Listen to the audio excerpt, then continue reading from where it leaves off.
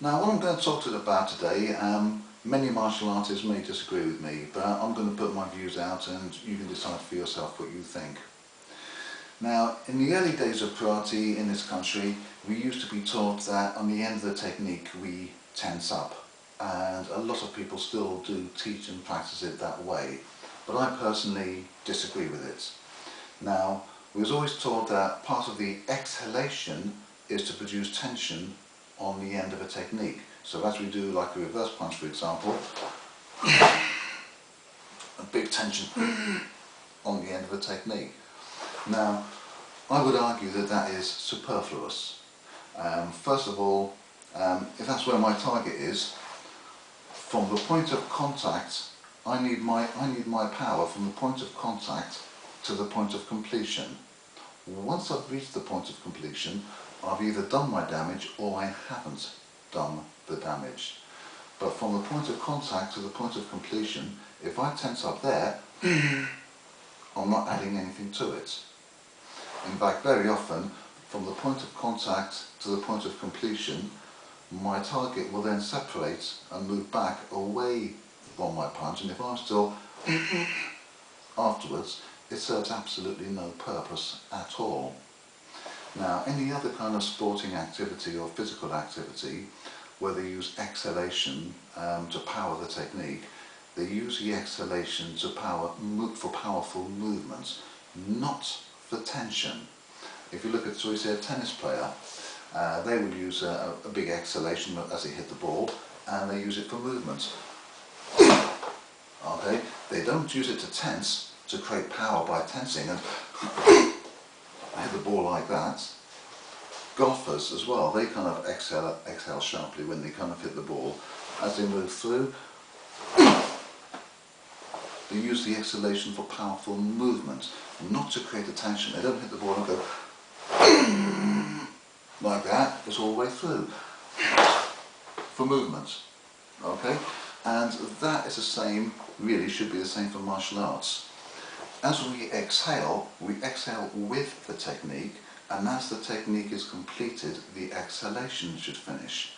So my exhalation should be out, finish with the technique. Any kind of after I finish the technique is wasted. Now, the Okinawans used to talk about using the body like a whip. Now, if I use my belt, an old belt, as a whip,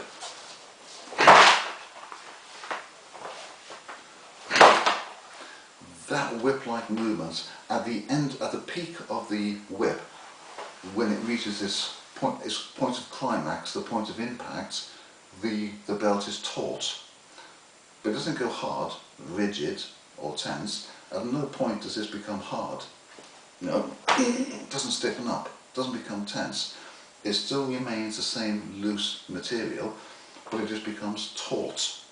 Now, I personally believe this is what we should be looking at in the martial arts, that on the completion of the technique, our arms should be taut rather than tense. There's a subtle difference, but it kind of feels similar, or at least it feels like a very rapid tension, but it's actually being taut rather than tense. When you look at a snap punch, for example, a lot of people will do this heavy in basics, then when they get a bit more advanced and they do a snap punch, there's no time for tensing. Tension creates stillness, okay? And then the snap punch where it's there and back, there is no time. There is no pause, there is no kind of stopping movement. It's there and straight back.